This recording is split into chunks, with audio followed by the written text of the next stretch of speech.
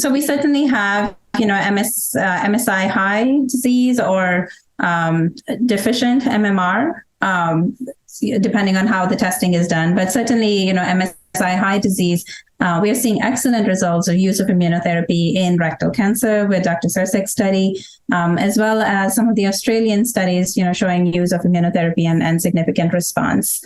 I think that is the most predictive marker that we have for the use of immunotherapy at the moment. Of course, other things are being evaluated. It wasn't, I don't think, at GI ASCO, but some results of use of TKI with immunotherapies and biomarkers are not really defined in that setting. So we have to kind of wait, more maturing of those data.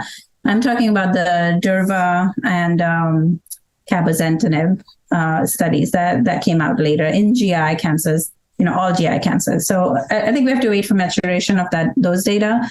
And then we're waiting for the Pembrolizumab study to report out to see how immunotherapy with TKI showed response in there.